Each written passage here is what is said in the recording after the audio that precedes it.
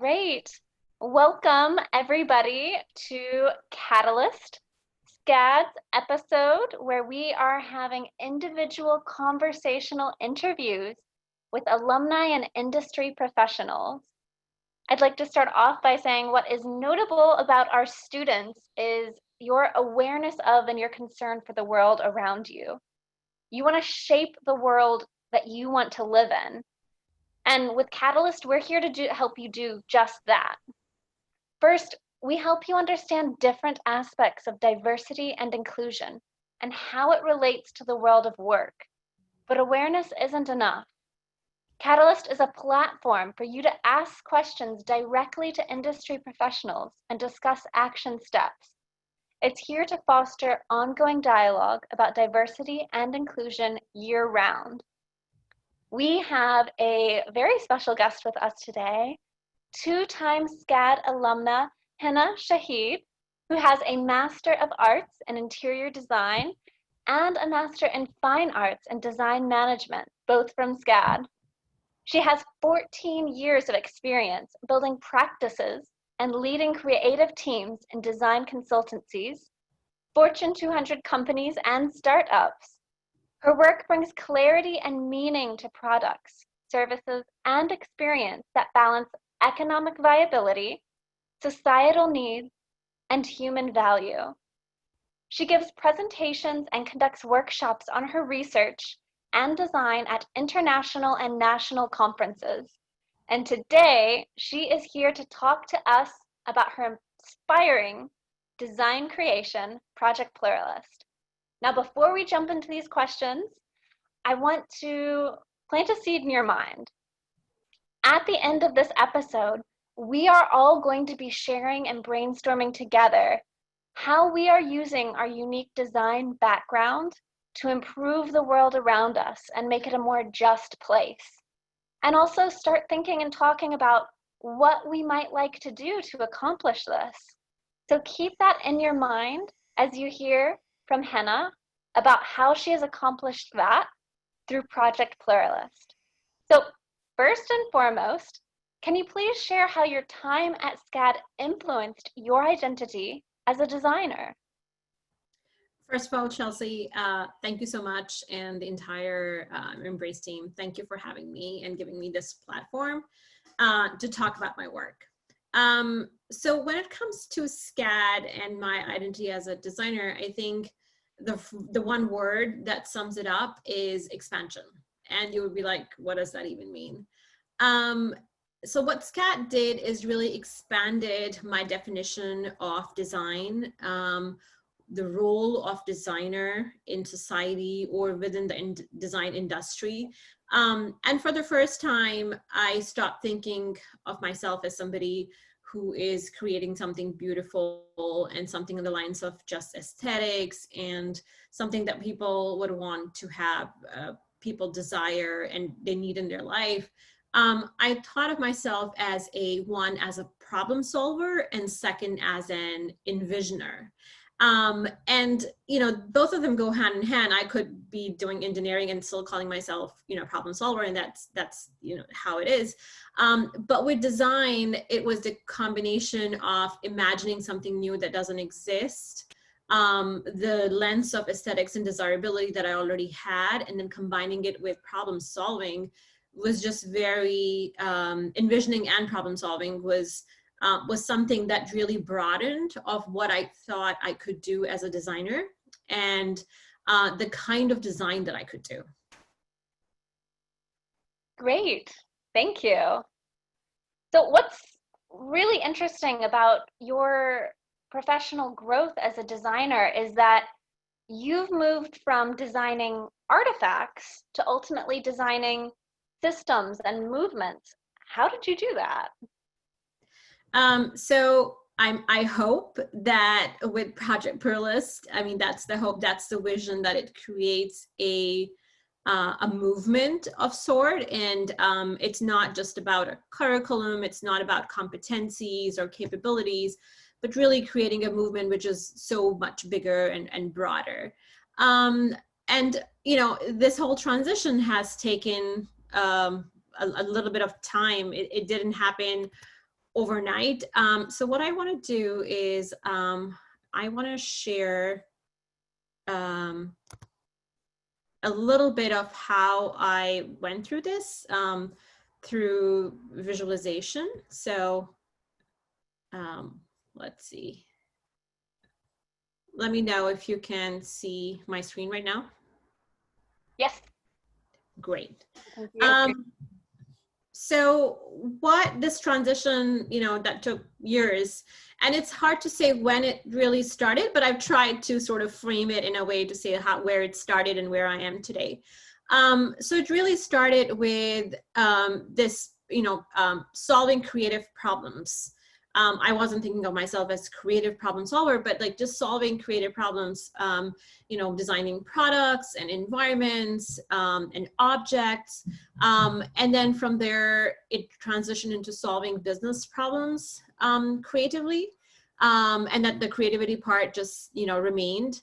And all the way to solving wicked problems creatively. And so this one thing that remained throughout was this imagination and envisioning the new remained the same, but it's almost like the context changed. So the context that I am in, I call it my third transition. And the way that happened, and this is where, SCAD had a huge role to play. So I had a bachelor's of design. I was designing products, environments, retail and hospitality, furniture and lighting were some of the products that I was designing, textiles, fabrics.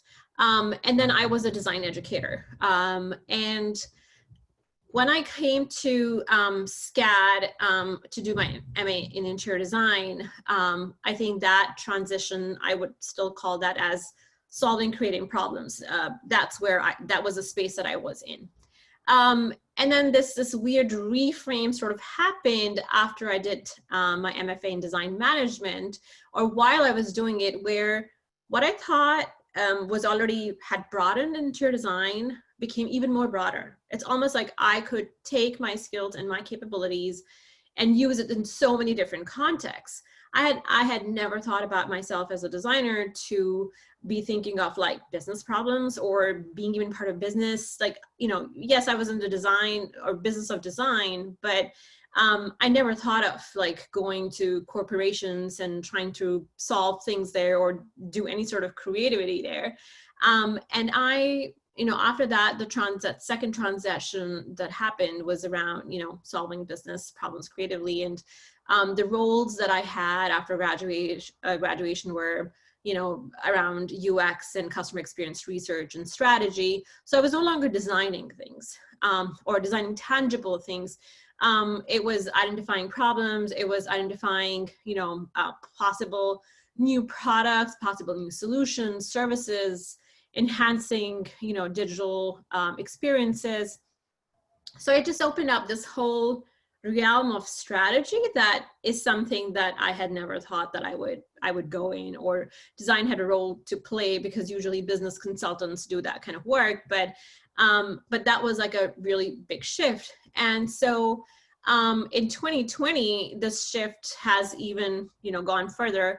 I'd already started doing the work around Project Pluralist on an ad hoc basis. And so after I finished my thesis, which I took much longer than I should have, and I'm not going to tell students how long it took because they should not aspire to do that. But I think the results that came out were unique because a lot of time went in thinking and reframing things. And the maturity level that comes into thinking of bigger systems just happened in that duration. And so I had kept on thinking about what to do with this next. Am I just going to have this amazing thinking that I came to and feel very proud and then just box it up and that's the end? Or am I going to continue with it? So that ad hoc was once in a while, taking time off, doing these workshops, developing, the curriculum for schools. But I think end of 2019 and 2020 has been really about, this is, the path to take. And what I think, and what I call this third transition as the solving wicked problems creatively. So societal problems, what we consider as wicked problems, because there's no one solution. There's no one way of doing things. Things are not black and white at all. Things are very gray. It is looking for multiple different perspectives and having a very interdisciplinary and very multidisciplinary approach. And so now I think I'm not designing products, I'm not designing strategies. All of them in some ways go into this, but it's really about designing human capabilities. So how do we enhance human capabilities? How do you create new competencies in our young people? How do we start a new culture in schools and colleges? And so this really has become a very different application of design. Absolutely. What I think is notable about what you've said is that there's many, many strategies that one could take. There is no one known correct solution to this, which is why your research is something that really stood out to me a lot. So the foundations for Project Pluralist, that started way back in 2014 when you were researching how people became radicalized by racial or religious supremacy groups. And what you found is really interesting because you saw that the people who often became radicalized had three key vulnerabilities that were exploited by these groups. They were searching for identity. They had a desire for purpose or revenge. And they also had a perceived loss of status. How did these research findings shape Project Pluralist and the ultimate strategy that you took to bring it to life? So one of the things that came out, so these three, when they first, I started looking at my research and started to put together, different, analyze things and start to synthesize into categories and different themes. These things came up and it just seemed so simple, and it just seemed, well, these are human conditions. We all feel that way. And so what, how does that lead to? And, I just went back and forth for a long time figuring and really making it concrete. And so one of the things that came out was, one, these three insights, these three crucial vulnerabilities made me think that this has to be on the lines of prevention. It's something that, it's a human condition. That means most of us feel this way at some point, or the other in our life. And so how do we give control to young people right at that time when they're feeling that, to not make bad choices and to be able to curb some of those things early on. And then the rest was really looking at, okay, isolation, that means, wanting to belong somewhere, belong to a group of people, belong to something. So the sense of belonging is so crucial to human beings. How do I, what do we do with this? And so by creating, I thought of tackling that, and this is how it's being tackled, is by creating empathetic and inclusive behaviors. We try to weed out or eradicate or try to minimize the sense of isolation that somebody might have, or minimize the fact that they crave belonging and don't feel like they belong anywhere. And so that was one of the ways, Project Pluralist looked at that. The second one was about wanting to be part of something. We all do. We want some higher ideals. We want some higher aspirations that can take us through ups and downs of our life. And so here it was, young adults, they are going to come across a lot of different, ups and downs. How do we make sure that they remain on the side of like being part of the solution rather than becoming part of the problem? So it's easy to teach people and say, don't do that. But it's, that doesn't really empower somebody. The empowerment comes from saying, be part of the solution or find the solution.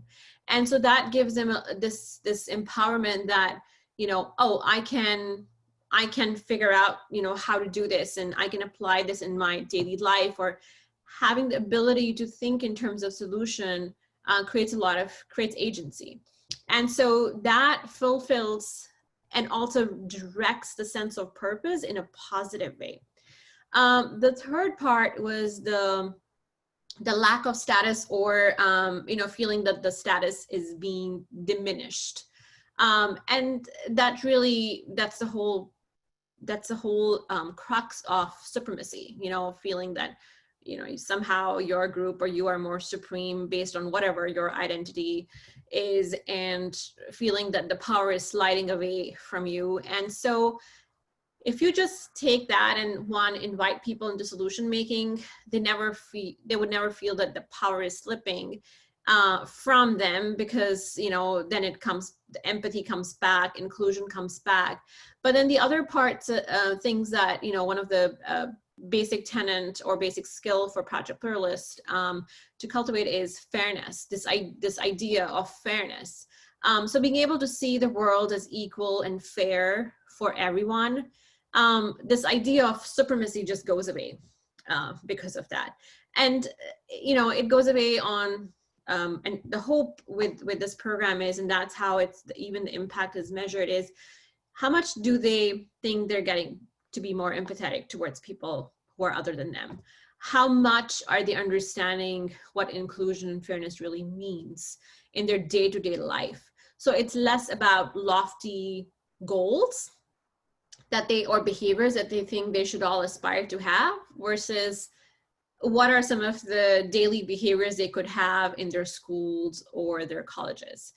And so these are some of the, almost like these three vulnerabilities became the principles to say, oh, whatever is being created and whatever the curriculum looks like and the workshops look like, and whatever new skills they're going to learn, these skills have to curb these vulnerabilities back. They have to try to eradicate them. It has to take a positive turn for these vulnerabilities. And that's really how the entire program was designed.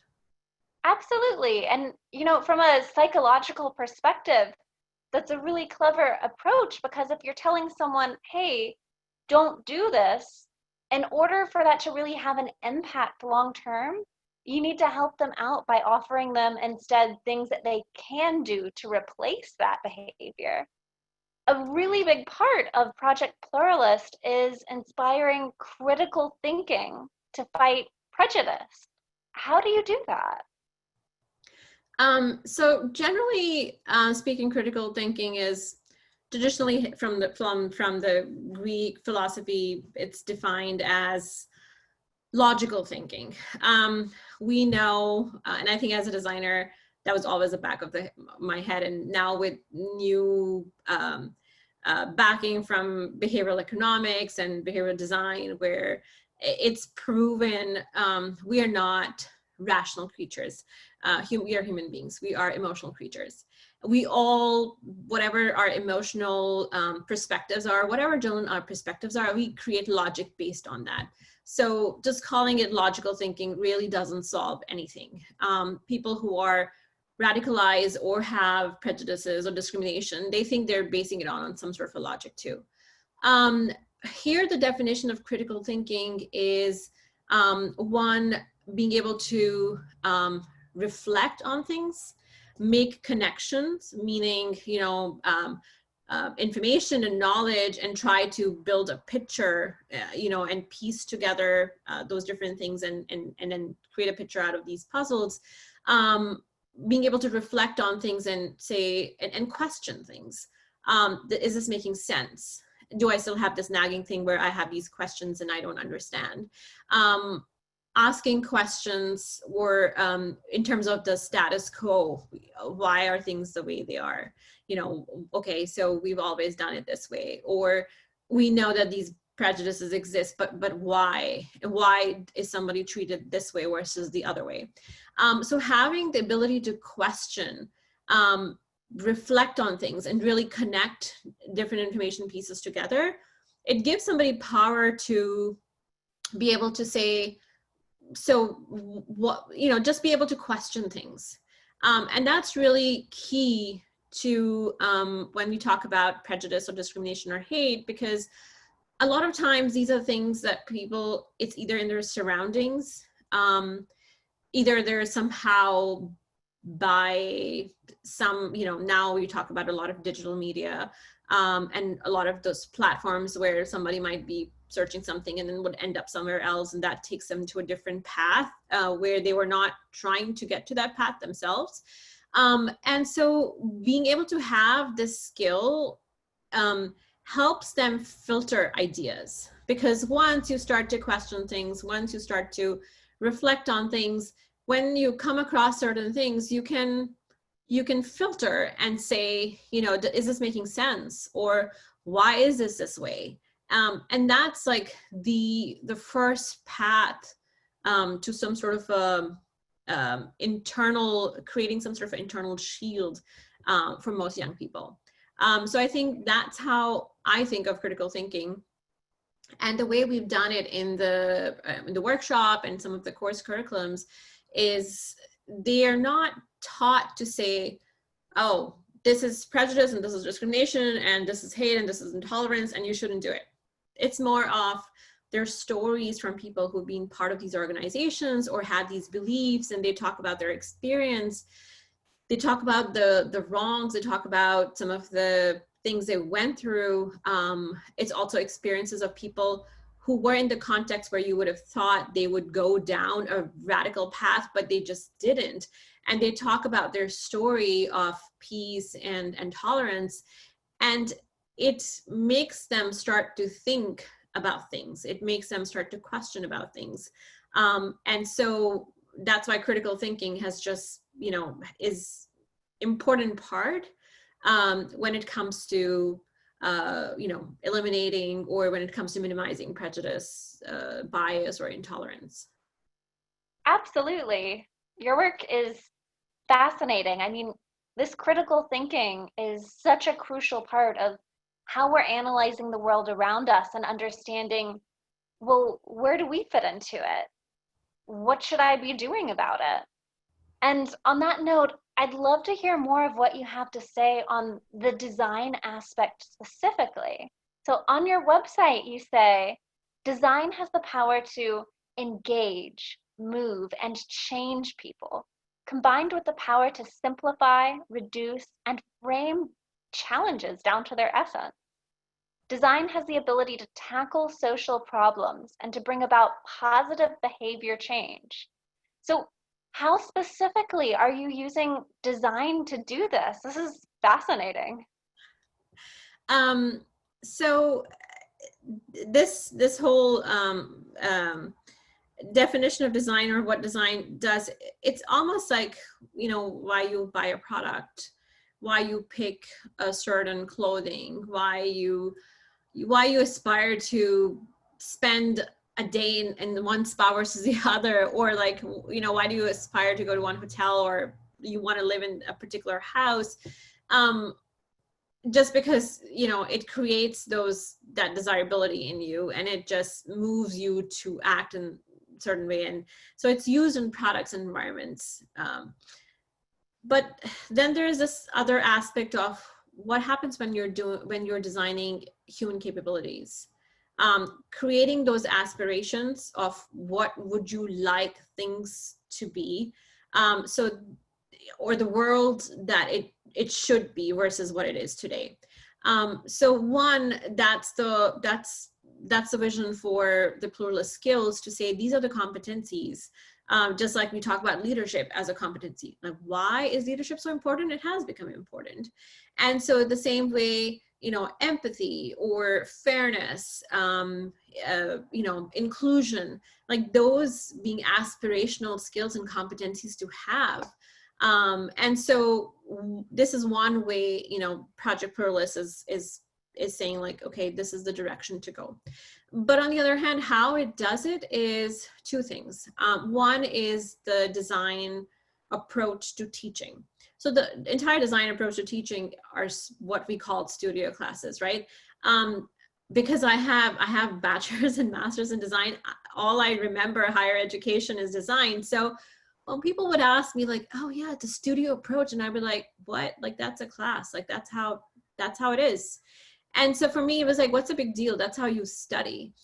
And I think the more I started work, when I started working in, mostly in the context of, corporations, and where my work was a lot with non-designers, I realized that it was such a huge difference, but, just by how the studio education is and how the whole approach of design is, you learn by doing. Nobody teaches you things by telling you, and you're doing by rote learning. You're doing projects. You're doing projects individually. You're doing projects with group. You're building a lot of competencies when you're like working with other people. But even when you're working on your own, it's all about hands-on learning. So that was one of the key things where, when I looked at all the other programs that existed, even in the preventive, in the preventive space, they were very much focused on information, and information doesn't move people.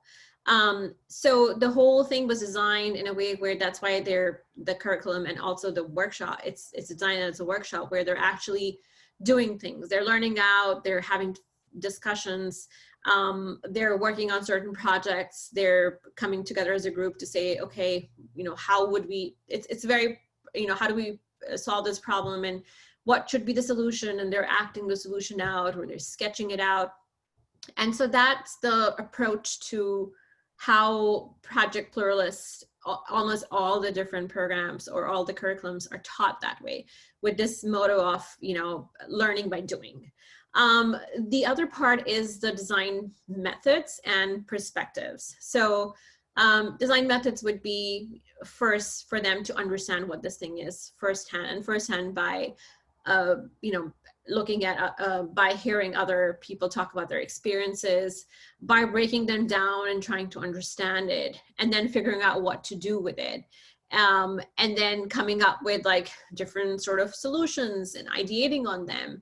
And so these are all different design methods, and also the process that designers usually go through. So by really reducing it to its basics, very simplifying it, taking, and these are ages from 13 to, 21.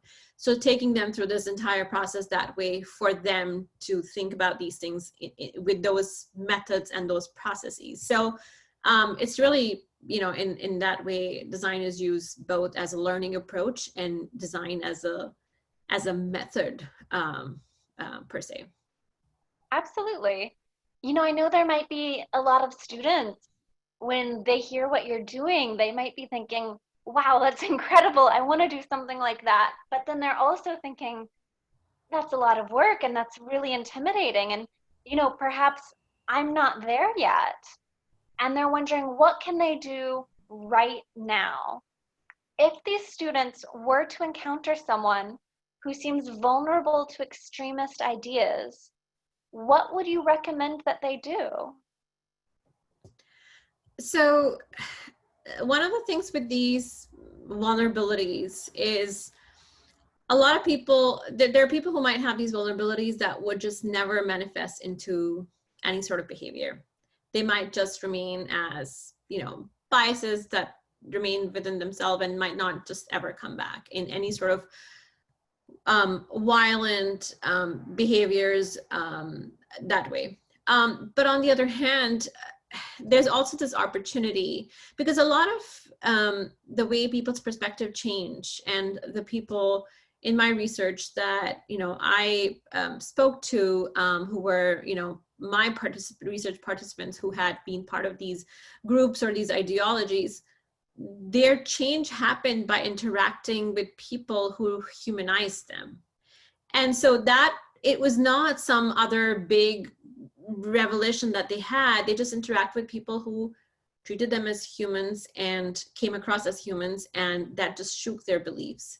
And so the day-to-day interaction that you might have with other people that are different than you, who might have opposing opinions in some ways, how we come across to them and how we interact with them can change things over time. But it's not about winning arguments. This is not some political argument that somebody might have and you want to change their opinion.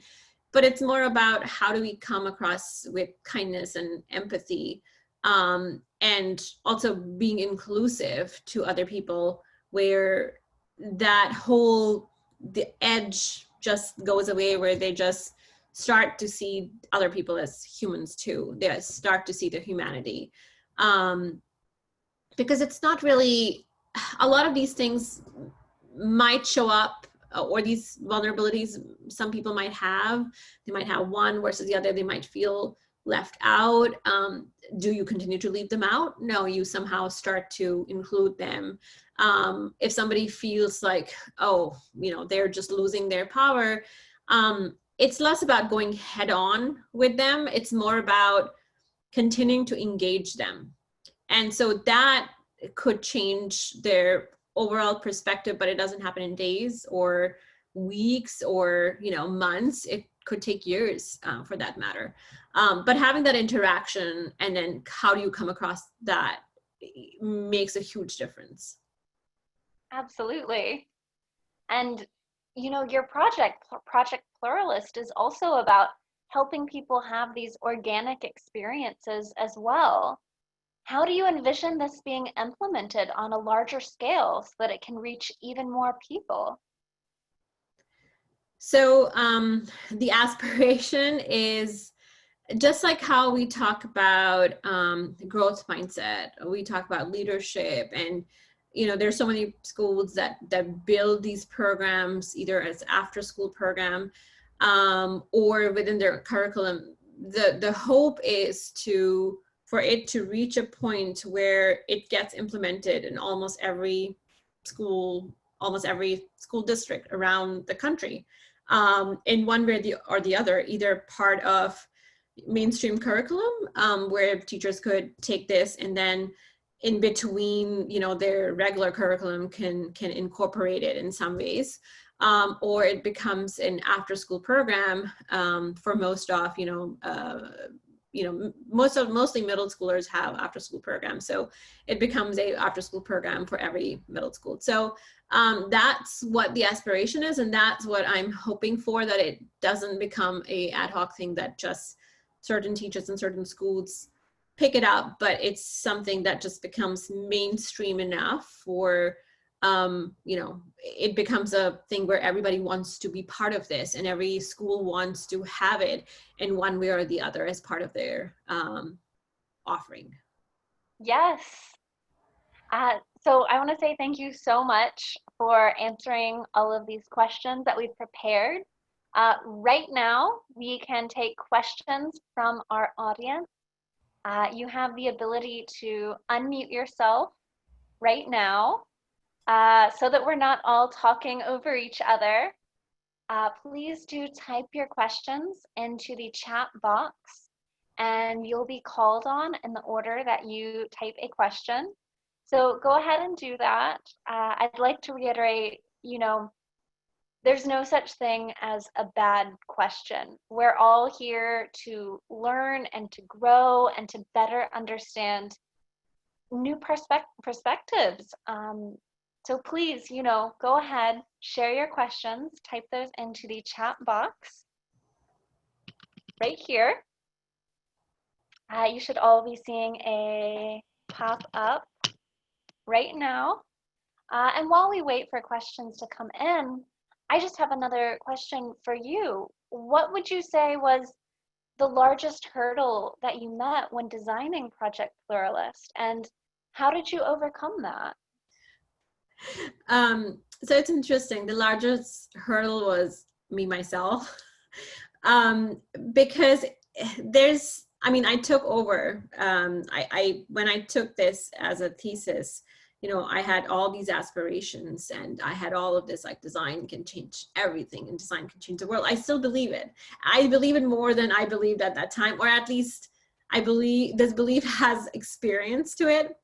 But at that time, I went in with that motivation, and the more I did my research and looked at all the think tanks there were for terrorism and extremism, and I just felt millions and millions of dollars have been spent, and nobody has come to figured this out or being having implemented something, and and me as a designer, like what role could I play? There are military strategists who are working on this, and there's just so much, trillions of dollars have been spent worldwide, and this is a global problem. It's not about one country or one society.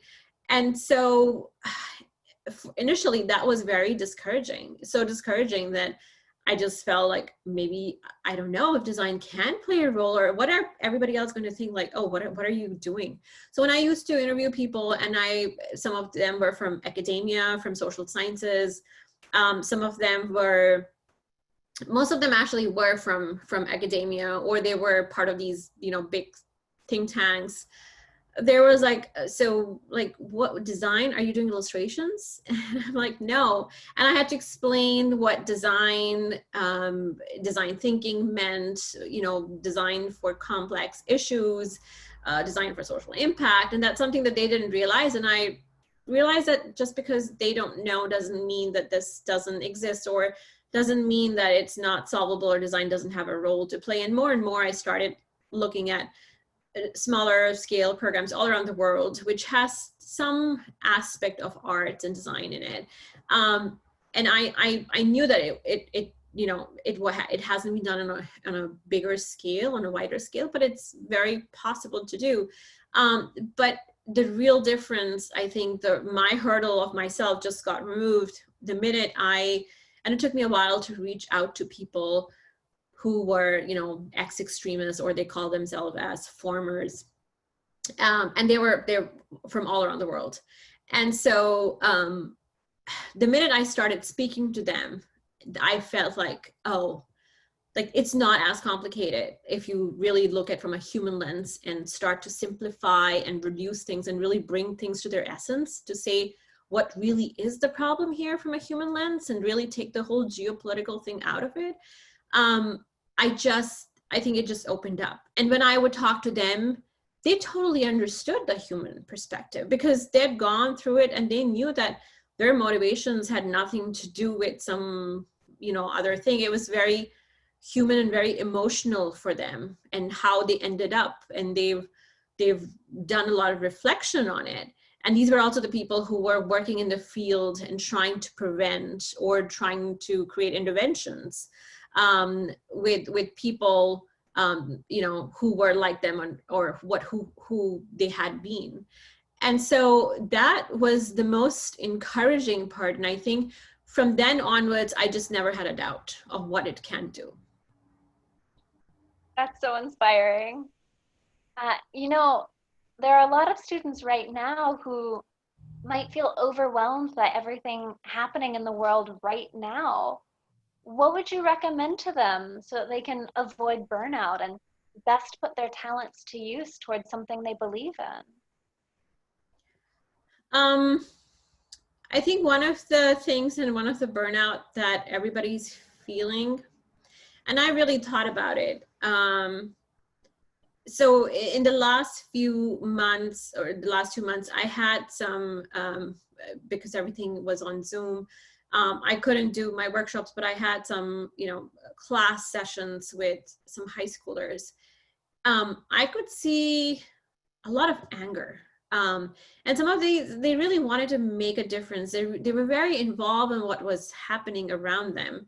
But there was this anger, or especially if they were from, the marginalized groups, there was this thing of like, this is unfair, and this is happening, and this shouldn't happen. And it was just going in this entire loop, because I was doing some sessions on, what is considered as microaggressions, and, your day-to-day interactions and tolerances. And then at that point, I even realized that there has to be, it has to take a positive turn.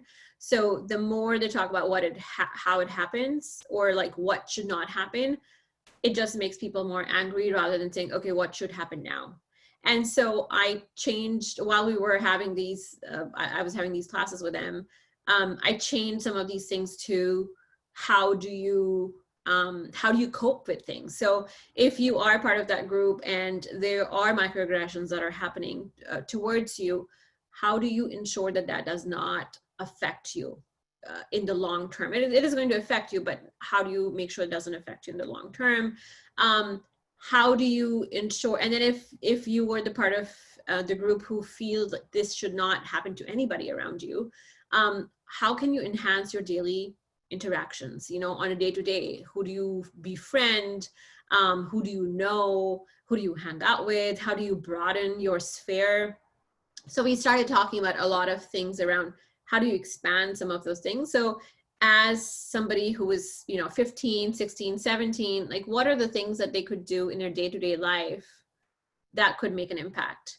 And I think that helped them, because now there was this, and some of the teachers had the same thing where they felt like they just want to know what to do. Like they have all this information and people were giving them books and they were reading news articles and they were watching on the TV. It was on news all the time. But it's like, what do they do about it was the question that everybody had. And it is day-to-day interactions of, you know, how do we interact with other people with kindness and empathy, and it's how do we, and it's not always about people of, you know, maybe different ethnicities or races or religion. Sometimes it's just a matter of somebody who just comes across as different for whatever reason, and how do we make sure that person doesn't get bullied even if you're not the bully yourself in your school, and how do you ensure that that person feels that they belong and they're part of some community. And so it's really, in the end, behaviors like that really make a huge difference. And on a daily basis, it seems like these are such grassroots level things to do, but these are the things that make the most impact to most people in the world. Absolutely. It starts at the grassroots level and it grows. And to what you were saying about inclusion, diversity is only the beginning. Within a workplace, we also have to have inclusive policies as well. Just having people here isn't enough. They need to feel comfortable speaking up and having their voices heard. They need to feel comfortable in this work environment. And we have a question from a student, Matreyi, and if I've mispronounced your name, please do correct me. Would you like to unmute yourself and ask your question? Yes, so I'm an interior design major, and it was interesting to hear you talk about how you're approaching the problem through design thinking. And my question was, how do you think this can be combined with interior design in terms of like physical and environmental design, or do you think these two are separate and have to be tackled separately in solving a problem? That's a very interesting question. So it requires some reflection. So if you're really thinking about from environmental perspective, I think it's interesting to think, let's say, think about public spaces. Who do we think about including in those public spaces? How much agency do we give to people in terms of what they can do and what they can't do? How much things are prescribed by design?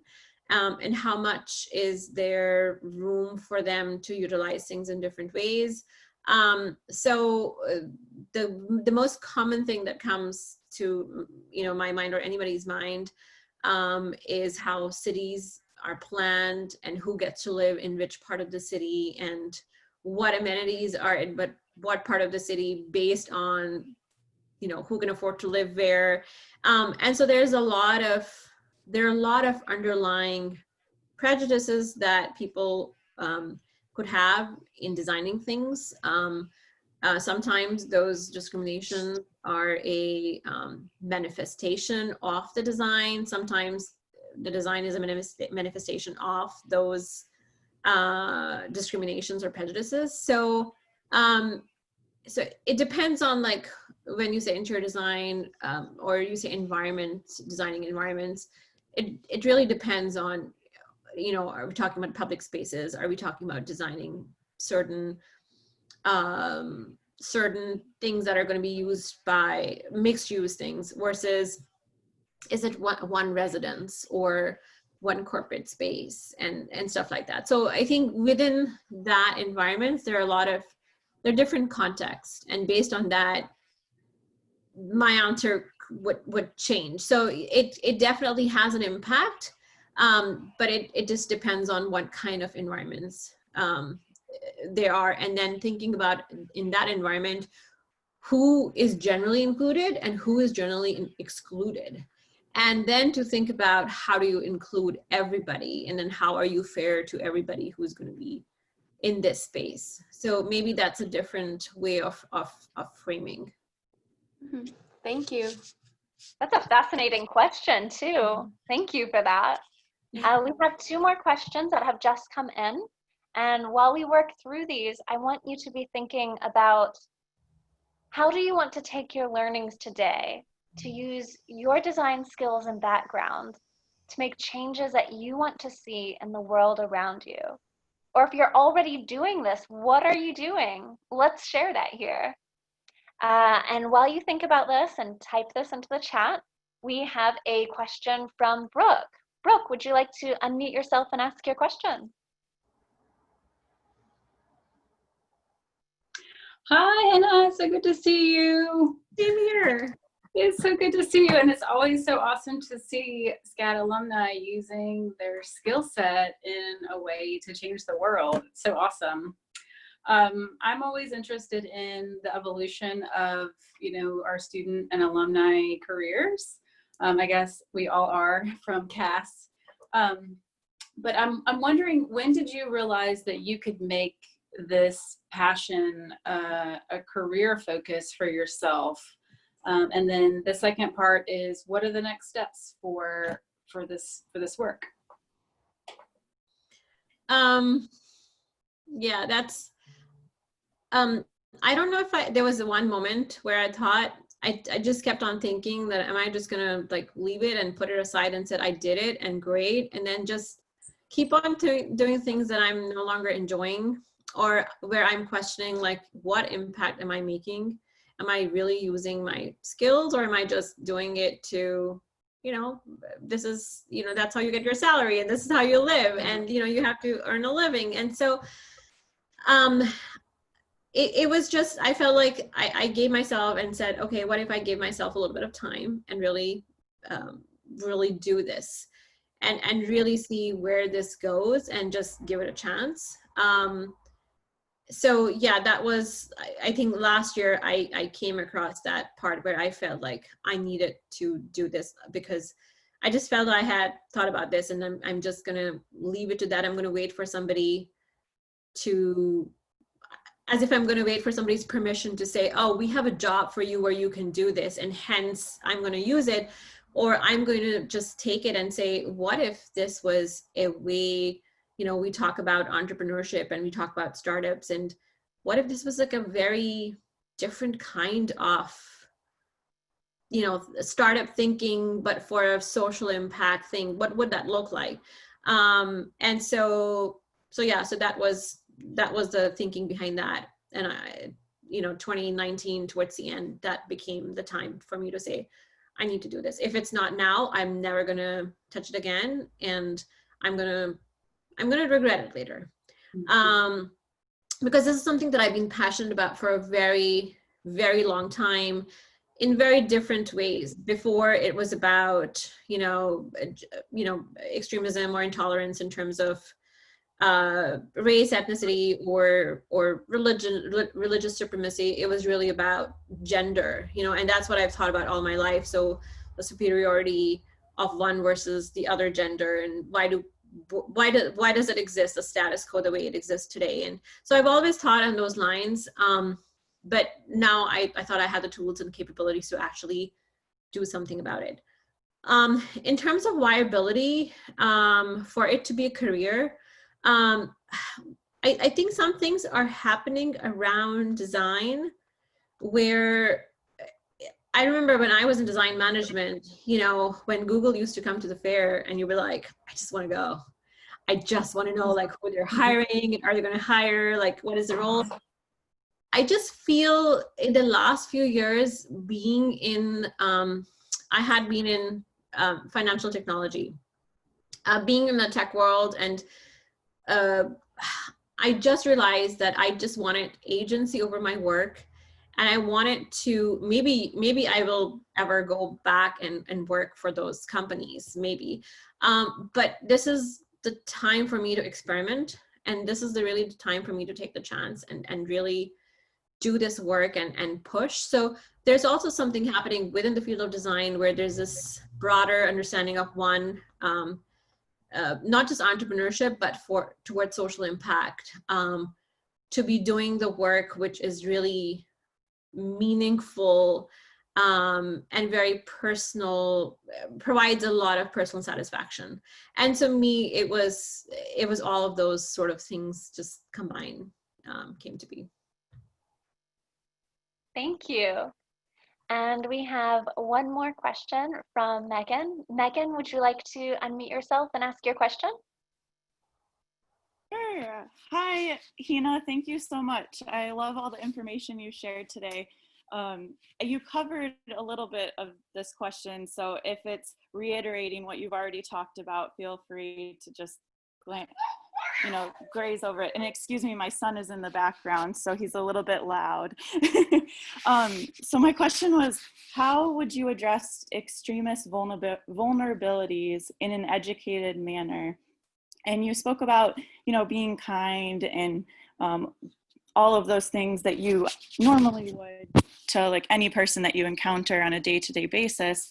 But if you're working with someone individually and you want to diffuse the situation and you want to educate rather than coming across like, you're attacking the person, what are the ways that you recommend beyond kindness, beyond, normal day-to-day interactions that you should treat the people that you're surrounded with?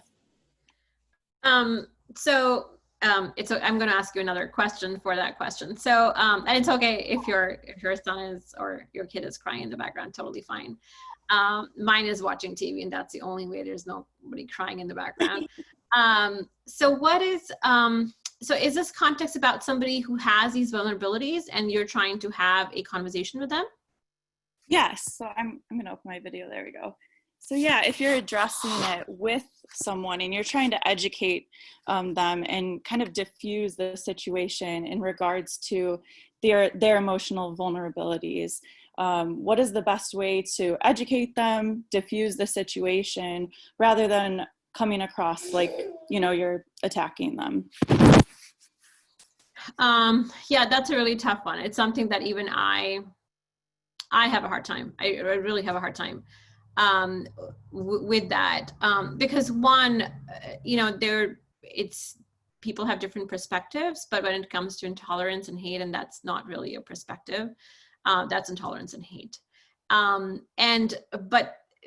But diffusing a situation becomes very crucial at that time. And so when this is an in-person, it's a little easier to diffuse a situation because you sort of look at the body language and you can read facial expressions and you sort of like with the tone, you can talk about it. The best way to diffuse the situation is just to listen to somebody else where they feel they're being listened to, and then just ask a bunch of questions that might just leave them questioning some things, or they have to figure out how to answer it. It's something that I have a really hard time too.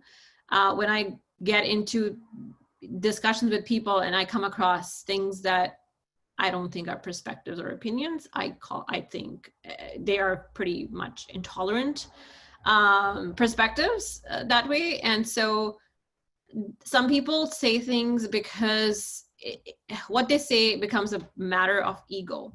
And the more we push them, the more they get cornered. And the more they get cornered, they come up with outrageous things. And they say like, yeah, this is how it is. And then it just doesn't take the conversation anywhere else, or it doesn't make them think. And I've thought a lot about it because I end up in those situations a lot. And when you're doing it with family members or friends, it becomes harder.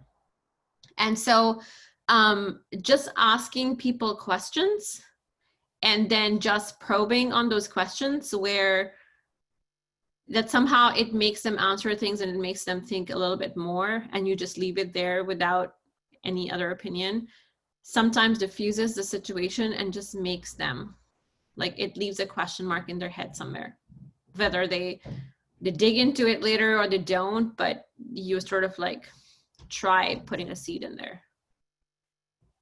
So you're inspiring them to think critically, is what it sounds like. Getting them to ask these questions about what's the basis of these beliefs. Absolutely. That's a really, thank you, Chelsea. That was very good framing. Yes. So you're basically enabling them to think critically, or you're giving them room to think and reflect rather than defend their idea. Because the more they defend, the more it's a matter of ego and less about them hearing out perspective or really understanding things. So less somebody is defensive, the more they're open to even questions and answers.